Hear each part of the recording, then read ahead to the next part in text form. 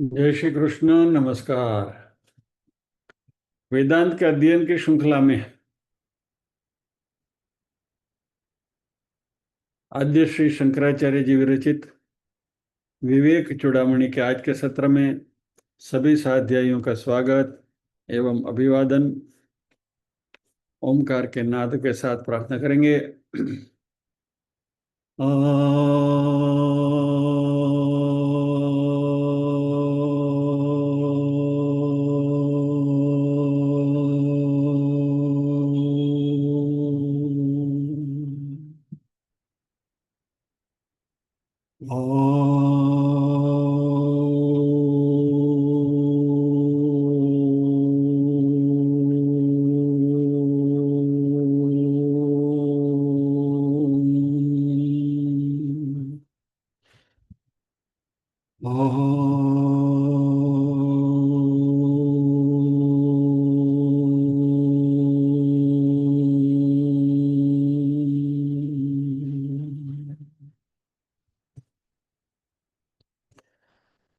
वक्रतुंड महाकाय सूर्यकोटिसमप्रभ निर्विघ्नं कुरु मे देव सर्वकार्येषु सर्वदा। या कुन्देन्दु तुषारहार धवला या शुभ्रवस्त्रावृता या वीणावरदण्डमण्डितकरा या श्वेतपद्मासना या ब्रह्माच्युतशङ्करप्रभृतिभिर्देवैः सदा वन्दिता सा मां पातु सरस्वती भगवती निःशेषजाड्यापहा। वसुदेवसुतं देवं कंसचाणूरमर्दनम् देवकी परमानन्दम् कृष्णं वन्दे जगद्गुरुम्। सदाशिवसमारम्भाम् शङ्कराचार्यमध्यमाम् अस्मदाचार्यपर्यन्ताम् वन्दे गुरुपरम्पराम्। ॐ सहना भवतु सहनौ भुनक्तु सह वीर्यं करवावहै तेजस्विनावधीतमस्तु मा विद्विषावहै। ॐ शान्ति शान्ति शान्तिः।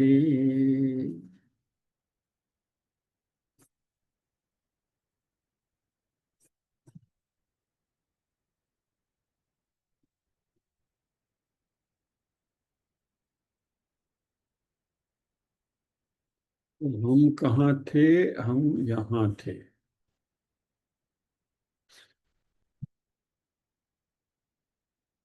आत्मार्थत्वेन हि प्रेयान् विषयो न स्वतः प्रियः स्वत एव हि सर्वेषाम् आत्मा प्रियतमो यतः तथा आत्मा सदा आनंदो नास्य दुखम कदाचन। इसके बारे में हमने बात कर ली।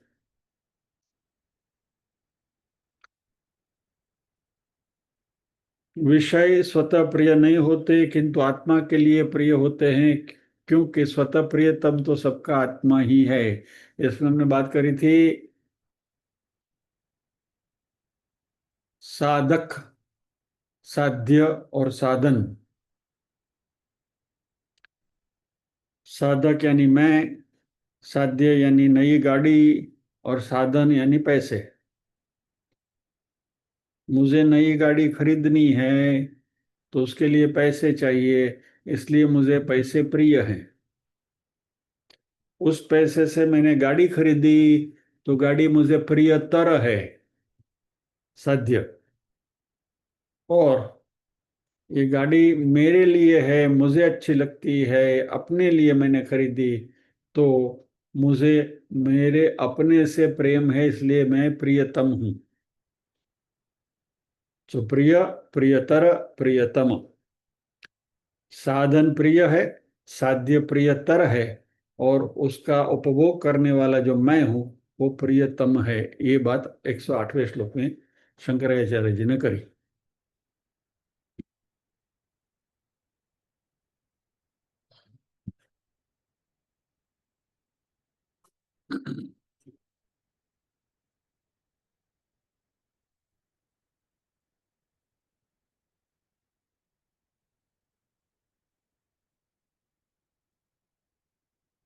और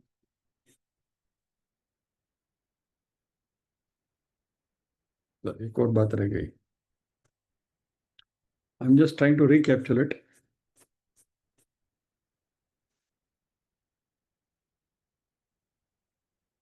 और ये बात सिद्ध करने के लिए शंकराचार्य जी ने चार प्रमाण का जिक्र किया है। और ये प्रमाण के बारे में भी हमने देखा था। तो यजुर्वेद के जो चार प्रमाण है, प्रमाण कई है वो हमने देखा था, बहुत लंबी बात करी थी हमने। यजुर्वेद के जो चार प्रमाण है, स्मृति, प्रत्यक्ष, ऐतिह्यम और अनुमान, ये चार का आधार लेकर शंकराचार्य जी इस बात को सिद्ध करना चाहते हैं।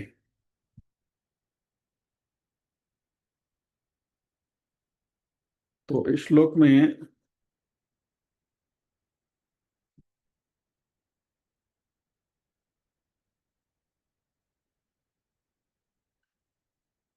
109वें श्लोक में बात कही है, यत् सुषुप्तो निर्विषय आत्मानंदोनुभूयते श्रुति प्रत्यक्षमैतिह्य मनुमानम च जागृति। यानी आत्मा सदा आनंद स्वरूप है, तथा आत्मा सदानंदो, उसमें दुख कभी भी नहीं है। इसको गलती से ऐसा मत पढ़ना, दुख की कमी नहीं है, ये कभी है, कमी नहीं। उसमें दुख कभी नहीं है। तभी सुषुप्ति में विषयों का अभाव रहते हुए भी आत्मानंद का अनुभव होता है। इस विषय में श्रुति, प्रत्यक्ष, ऐतिह्य और अनुमान प्रमाण मौजूद है, यानी कि जागृत है। जागृत है, जागृत अवस्था की बात नहीं है, ये चार प्रमाण मौजूद हैं। इसमें से हमने अनुमान प्रमाण के बारे में बात करी कि जो इस श्लोक में बताया गया था। स्टेप बाय स्टेप हमने अनुमान करते हुए ये पूरा कंक्लूड किया, मुझे ये क्यों प्रिय है, ये क्यों प्रिय है, वगैरह वगैरह, जिसमें हमने याज्ञवल्क्य जी और मैत्रेय जी का संवाद भी देखा था। भी आगे बढ़ते हैं।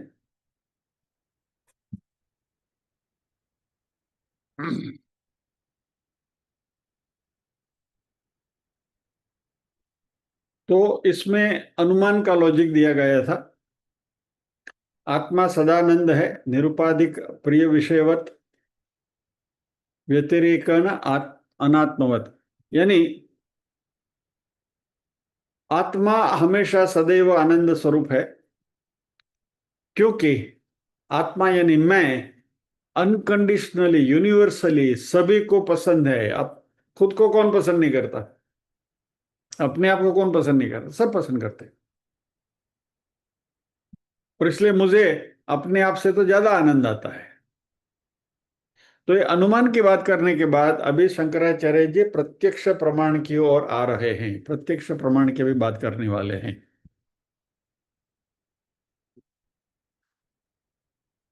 और ये प्रत्यक्ष प्रमाण जो है वो प्रत्यक्ष है, इट्स द मोस्ट पावरफुल, क्योंकि उससे हमें पता चलता है यहां बात सही है।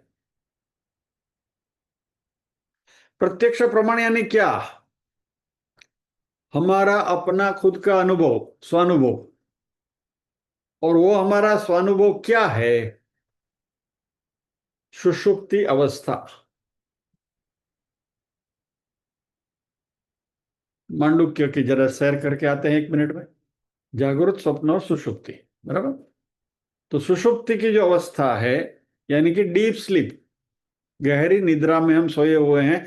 You are sleeping like a log of wood, बिल्कुल पड़े हैं अचेतन जैसे। ये सबको पसंद है। गहरी निद्रा किसको पसंद नहीं है, बोलिए। Who doesn't like deep sleep? बहुत अच्छी नींद आ गई, उससे कौन व्यथित है? अरे भैया आज तो बहुत नींद आ गई, मैं बहुत दुखी हूँ। क्यों? क्योंकि गहरी नींद आ गई। ऐसा कोई नमूना हमारे में से बैठ मिलेगा क्या? नहीं। गहरी नींद आ गई, अरे मस्त है यार, बहुत आनंद हो गया, नींद आ गई, बढ़िया नींद आ गई, आई एंजॉयड माई स्लीप। तो दैट इज यूनिवर्सल, सुषुप्ति।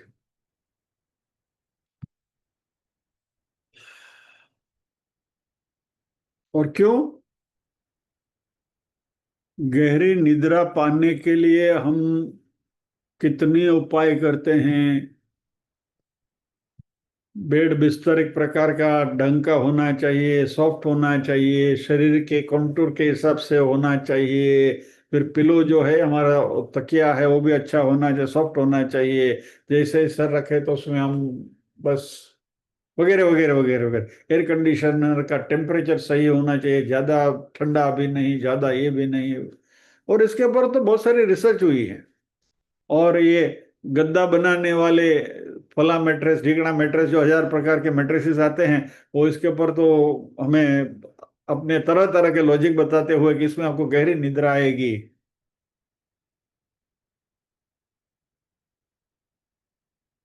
और ऐसी गहरी निद्रा से हमें उठने का भी जल्दी दिल नहीं करता। सुबह मान लीजिए कि आपने सोचा कि आज 8 बजे उठ जाएंगे।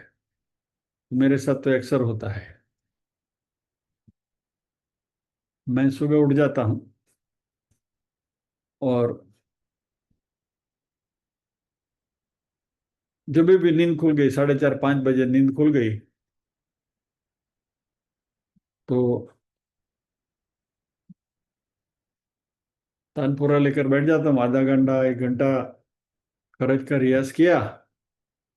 तो फिर 4:30 बजे उठा तो 5:30 बजे हैं, अभी 5:30 बजे उठ के करेंगे क्या? तो वापस हो जाता हूँ। और फिर जो नींद आती है, आ हा हा, फिर 6:30 7 उठने का दिल नहीं करता। It's such a blissful feeling.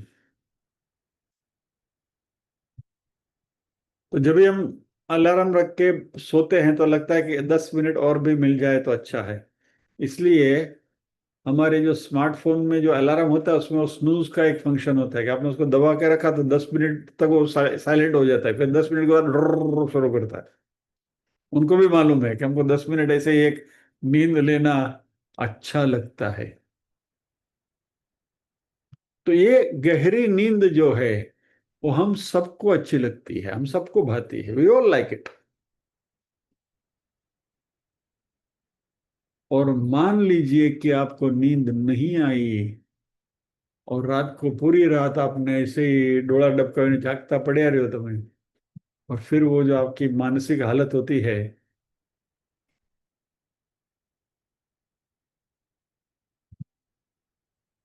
तो ये जो गहरी निद्रा है, वह हमारे आनंद का स्रोत है। तो इस गहरी निद्रा में हमें मिलता क्या है? क्योंकि गहरी निद्रा में हम मात्र हमारे चैतन्य तत्व के साथ जुड़े हुए होते हैं, मात्र और मात्र चैतन्य के साथ। और क्योंकि चैतन्य के साथ ही हमारा लगाव है उस समय, इसलिए वो गहरी निद्रा हमें अच्छी लगती है। क्योंकि हम अभी हमारा जो स्वयं का जो स्वरूप है, आत्म स्वरूप है, उससे हम जुड़े हुए हैं। और इसका आनंद कुछ अद्भुत है। क्योंकि जगत के साथ का व्यवहार बंद है। हमारी सभी इंद्रियां सुषुप्त अवस्था में है, ज्ञानेंद्रिया कर्मेंद्रिया सब पड़े हैं, सोए हुए हैं, पूरा जगत बंद हो गया है, किताब बंद। तभी मान लीजिए कि कहीं संगीत भी बज रहा है तो उससे भी आपको आनंद नहीं मिल रहा है। नवनीत भाई जब भी जागृत अवस्था में उनकी छोटी पोती के साथ खेलते हैं तो उनको आनंद आता है, लेकिन नवनीत भाई जब भी गहरी निद्रा में होते हैं और पल्लवी बेन सामने और छोटी पोती को लेकर भी आए तो भी नवनीत भाई को उस पोती से कोई आनंद नहीं मिलता, क्योंकि नवनीत भाई को पता नहीं कि पोती वहां है। He is in sound sleep. कहने का तात्पर्य क्या है कि जब भी हम गहरी निद्रा में होते हैं तो इस जगत की किसी भी चीज से हमें कोई लेना देना नहीं है। मात्र और मात्र हम अपनी चेतना के साथ ही जुड़े हुए हैं, और इसलिए हमको गहरी नींद अच्छी लगती है।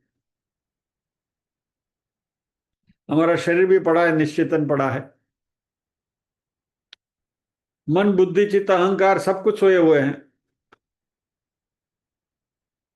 स्वप्न भी नहीं आ रहे हैं क्योंकि सुषुप्ति में हम, जागरूक तो है ही नहीं, स्वप्न भी नहीं है, हम सुषुप्ति में हैं। और इसको यदि हम एनालाइज करें तो हमें पता चलेगा कि यह हमारा आत्मानंद है, क्योंकि कोई विषय से इसमें से आनंद नहीं मिल रहा है।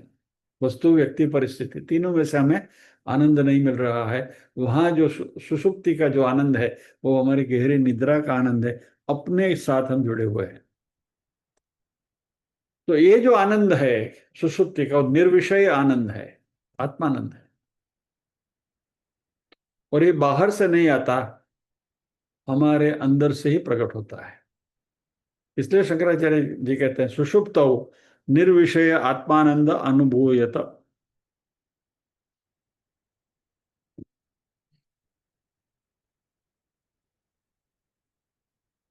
तो शंकराचार्य जी ने पहले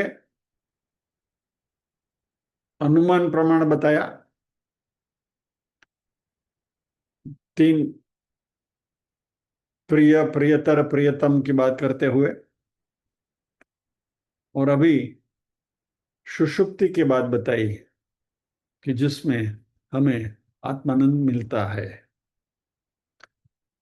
शंकराचार्य जी श्रुति प्रमाण यहां नहीं दे रहे हैं, शायद बाद में आएगा जब ये आत्मा की बात करेंगे तभी। क्योंकि अभी ये जो दो श्लोक है ना, वो थोड़ा digression, let us try to understand that.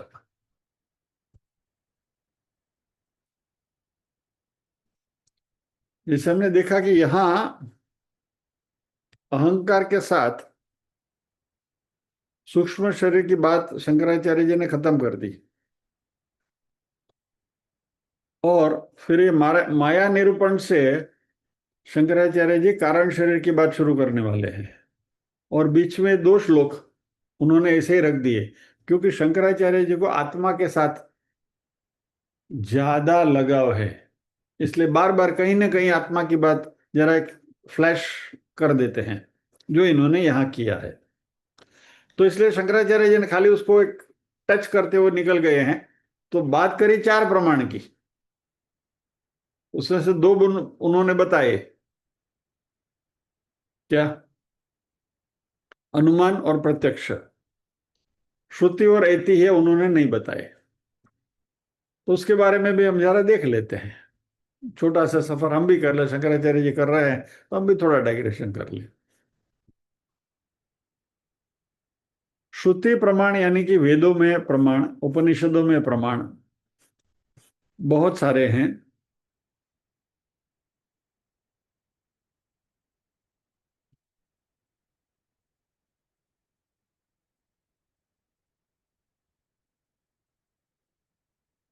Taittiriya उपनिषद में इसके बारे में एक रेफरेंस है जो आपके साथ साझा करना है।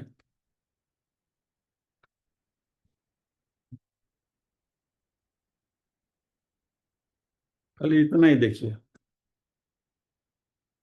तस्य प्रियमेव शिरः मोदो दक्षिणः पक्षः प्रमोदः उत्तरः पक्षः आनंद आत्मा ब्रह्म पुच्छम प्रतिष्ठा तदप्येषे श्लोको भवति। आगे पुरुष का ही डिस्क्रिप्शन है, इसका मैं आपको सीधा मीनिंग में ले जाता हूँ, हिंदी मीनिंग में ले जाता हूँ। विज्ञान यज्ञ के रस को विस्तृत करता है तथा विज्ञान कर्म के रस को भी विस्तृत करता है। सभी देवगण उसकी ब्रह्म के रूप में तथा विश्व के ज्येष्ठ के रूप में उपासना करते हैं, क्योंकि यदि कोई ब्रह्म की विज्ञान के रूप में उपासना करे तथा उससे न विमुख हो तो न ही उसमें प्रमाद करे, तो वह इसी शरीर में पापों से मुक्त होकर समस्त कामनाओं का आस्वादन करता है। यहाँ विज्ञान यानी साइंस नहीं, विज्ञान यानी विशेष ज्ञान, आत्मज्ञान को अच्छी तरह से पहचान करना, वो विज्ञान की बात है। यहाँ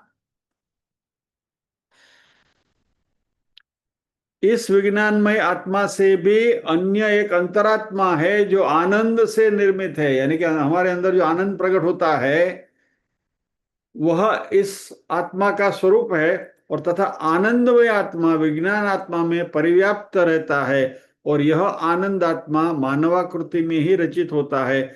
जिस प्रकार अन्य भी मानव रूप है, इसी प्रकार यह भी मानव रूप है।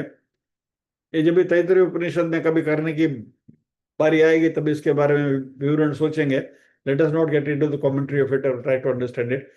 हम ये देख रहे हैं, प्रेम प्रियम भाव इसका शिर है, मोद है। मोद यानी हर्ष उसका दक्षिण पक्ष है, प्रमोद उसका वाम, दक्षिण यानी दाहिना, वाम यानी बाया। प्रमोद सुख उसका वाम पक्ष है।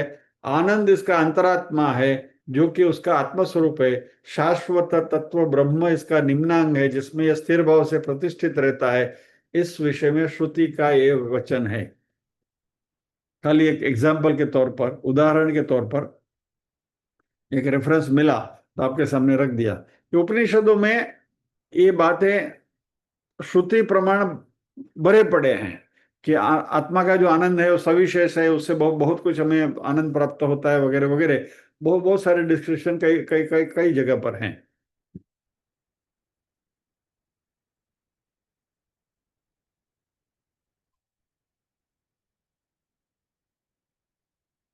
ईशावास्य उपनिषद में भी एक श्लोक है, सुवर्णमय पात्रेण, अभी मुझे याद नहीं आ रहा है, वो वहां भी कुछ ऐसा ही डिस्क्रिप्शन है आत्मा के बारे में ही। जब भी आएंगे तभी करेंगे।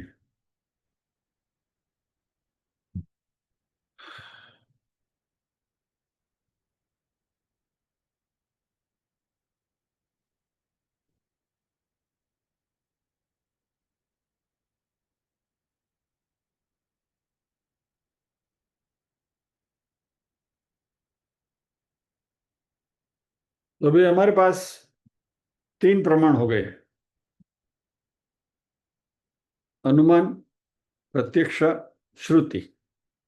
चौथा एक ऐतिह्य प्रमाण, ऐतिहासिक प्रमाण, उसको भी जरा संक्षेप में देख लेते हैं।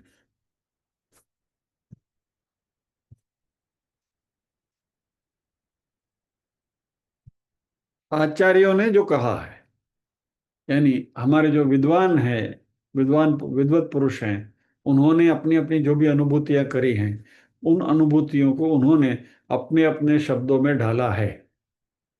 उनमें से हम कई एग्जाम्पल्स दे सकते हैं। हम हमारा जाना पहचाना उदाहरण ही ले लेते हैं, शंकराचार्य जी का निर्वाण षटकम, जिसका 8वां श्लोक, अहम निर्विकल्पो निराकार रूपो विभुर्व्याप्य सर्वत्र सर्वेन्द्रियाणां सदा मे समत्वं न मुक्तिर्न बंध चिदानंद रूप शिवोहम शिवोहम चिदानंद रूप शिवोहम शिवोहम। यानी ये ऐतिह्य प्रमाण है, ऐतिहासिक प्रमाण है, यानी कि हमारे संतों ने जिसकी अनुभूति करी है, नरसिंह मेहता के भी पद हैं, मीरा जी के भी पद हैं, सभी हमारे संतों के अलग अलग तरीके से उन्होंने इस आत्म तत्व की और उस आत्मा आनंद की बात करी है। अभी भी थोड़े दिन पहले हमने वो अभंग भी सुना था, खेड़ मांडियेला वाळवंटी गाई, उसमें भी वही बात है। तो ये सब आत्मानंद की बात ये सब संत कर रहे हैं, ये ऐतिह्य प्रमाण है। तो चार प्रमाण हो गए, बराबर। अनुमान, प्रत्यक्ष, श्रुति और ऐतिह्य।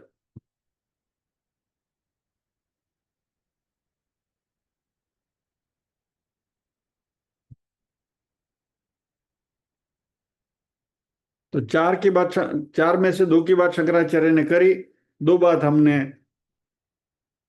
अलग रेफरेंस से उसको थोड़ा देख लिया।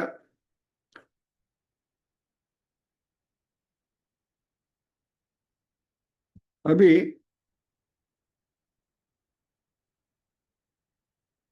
इसके साथ सूक्ष्म शरीर का विवेचन पूरा हो रहा है।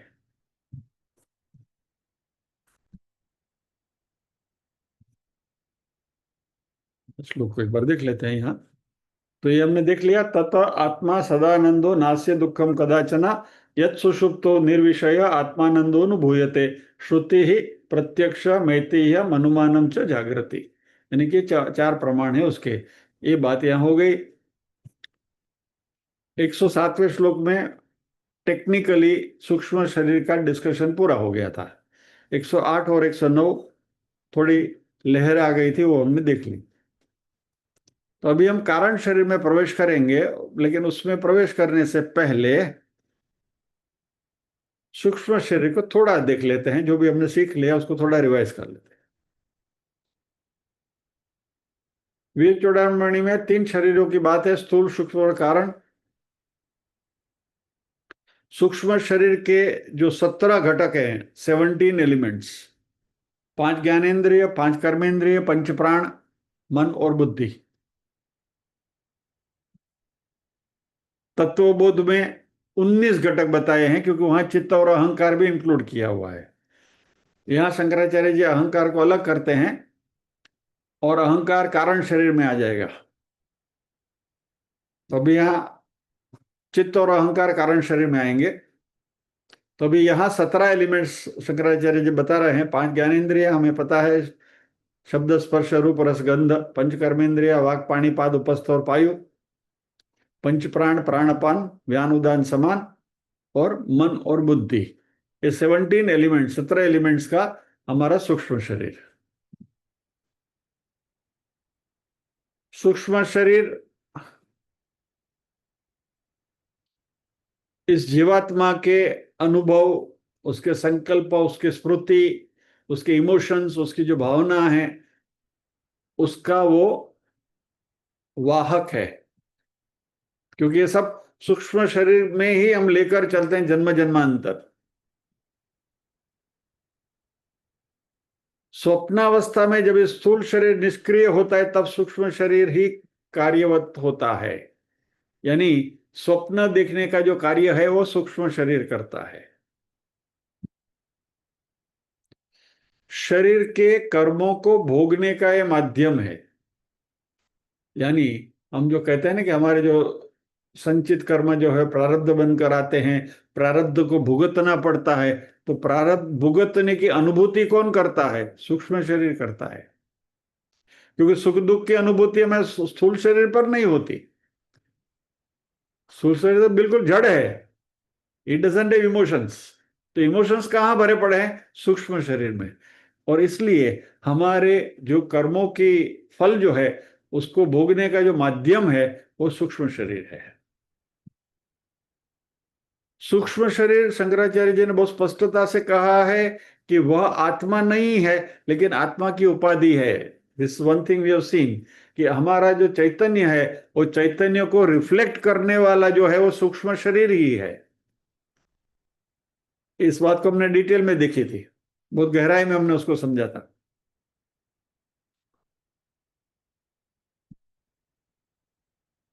वैसे आत्मा नित्य शुद्ध है, बुद्ध है, लेकिन वो नित्य शुद्ध बुद्ध आत्मा को सूक्ष्म शरीर रिफ्लेक्ट करता है। सूक्ष्म शरीर मिरर के जैसा है, अनात्मा है, जड़ है, but it has a ability to reflect. और हमारी पहचान सूक्ष्म शरीर से जब ऊपर उठती है तब हमें मोक्ष की अनुभूति होती है। तो ये कुछ बातें हमने सूक्ष्म शरीर के बारे में सीखी।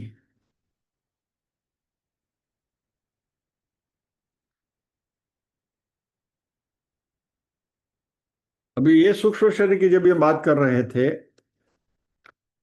तभी हमने ये भी देखा था, स्थूल और सूक्ष्म शरीर दोनों की कंपैरिजन भी हमने देखी थी। आपको याद होगा,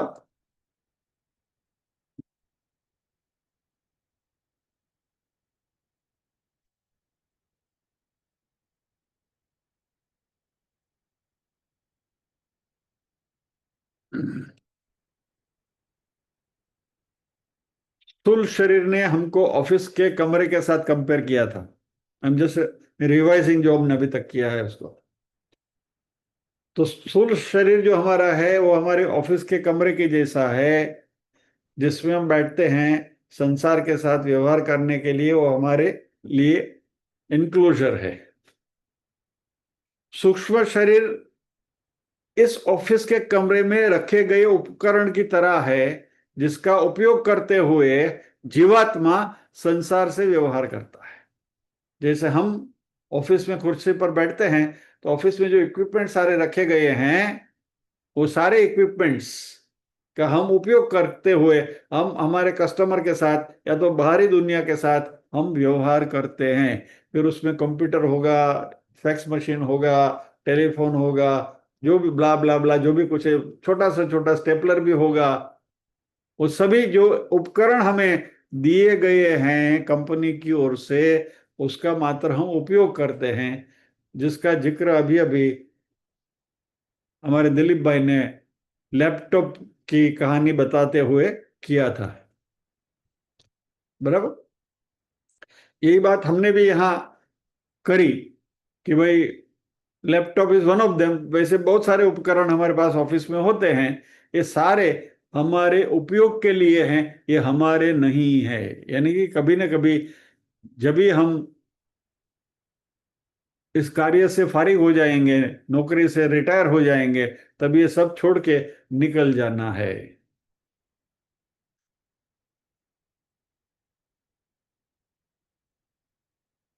मैंने एक व्यक्ति को बहुत गहराई से उनके परिचय में मैं आया था। आईपीसीएल के फाइनेंस डायरेक्टर थे। He was next to MD, Vasant Bhai Mehta करके, वीएच मेहता। उनके साथ बहुत बहुत मेरा घनिष्ठ संबंध था। इतने ईमानदार व्यक्ति और इतने कर्मनिष्ठ व्यक्ति। लेकिन ये जो डिटैचमेंट है, तेना त्यक्ते न भुंजी था कि जो हम बात कर रहे हैं, वो मैंने उनके जीवन में देखा। 31 march on a particular year उनकी रिटायरमेंट हुई। फाइनेंस डायरेक्टर होने की वजह से कंपनी ने उनको शोफर ड्रिवन कार दे के रखी थी।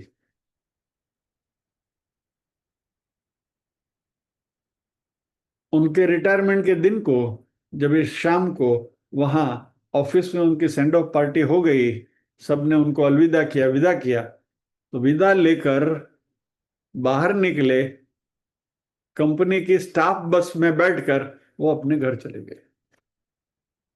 यानी कि अपनी गाड़ी, ड्राइवर सब वहीं छोड़ दिया कि भाई वैसा भी नहीं कि चल ड्राइवर मुझे घर तक छोड़ दे। खत्म। रेजर शार्प, तेना तक तेना बुंजी तक।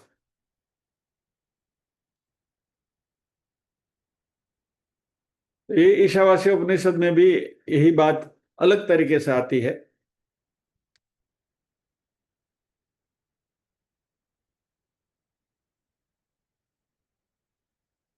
अभी now I am talking in some lighter sense, थोड़ी आनंद की बात करें।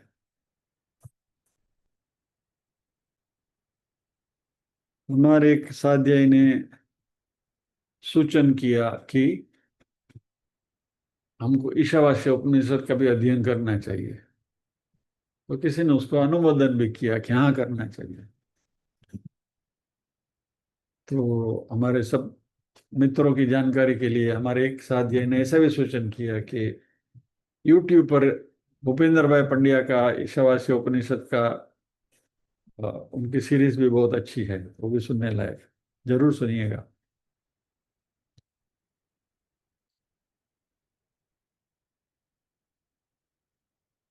तो इसके बारे में सोचते हुए एक सुभाषित याद आया मुझे संस्कृत का।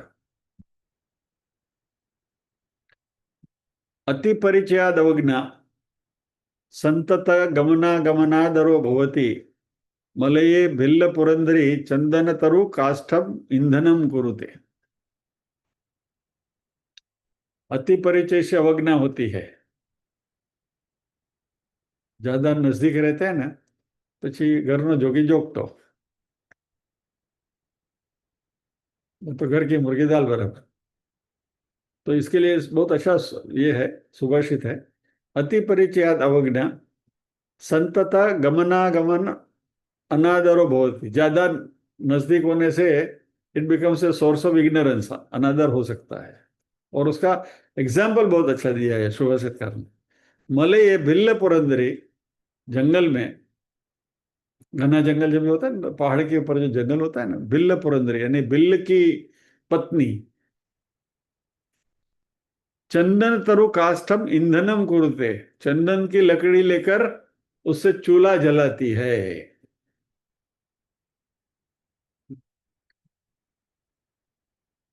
दूर से डूंगरा रड़ियामा। Anyway, take it in a lighter sense. ये तो सुबह से याद आया तो मैंने बोल दिया। तो विवेक चूड़ामणि में हमने कुछ चुने हुए श्लोक करने की ठानी थी, लेकिन जो स्ट्रिक्टनेस के साथ वो होना चाहिए तो वो नहीं हो पा रहा है। बीच बीच में जो कुछ अच्छे अच्छे श्लोक आ जाते हैं तो मन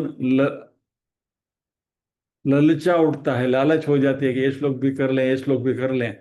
तो शायद हमारी ये यात्रा हमने जो सोची थी इससे थोड़ी लंबी हो रही है। इसके लिए भी मैं आपसे क्षमा प्रार्थना करता हूँ। बट कभी कभी ऐसा लगता है कि नहीं करेंगे तो मजा नहीं आएगा।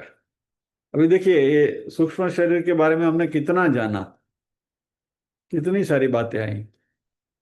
तो ये सब स्किप करना मुनासिब नहीं समझा। अभी कारण शरीर में आगे क्या आएगा, आगे आगे गोरख जागे, कांजी जो करेंगे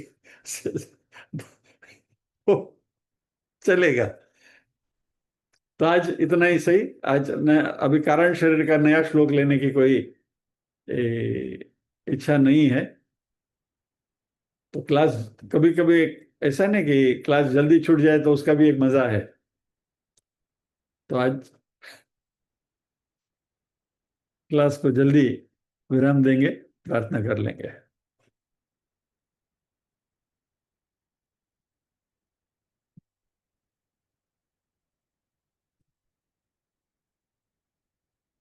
ओम असतो मा सद्गमय तमसो मा ज्योतिर्गमय मृत्योर्मा अमृतंगमय। सर्वेषां स्वस्तिर्भवतु, सर्वेषां शांतिर्भवतु, सर्वेषां मंगलं भवतु, सर्वेषां पूर्णं भवतु। लोका समस्ताः सुखिनो भवन्तु, लोका समस्ताः सुखिनो भवन्तु। नाहं कर्ता हरिः कर्ता, हरिः कर्ता हि केवलम्। ओम शांति शांति शांति ही। सभी के हृदय कमल में विराजमान परम कृपालु परमात्मा को वंदन करते हुए आज के सत्र को विराम देते हैं। अगले गुरुवार फिर मिलेंगे अगले श्लोक के साथ, जिसमें कारण शरीर की चर्चा शुरू होगी। जय श्री कृष्ण।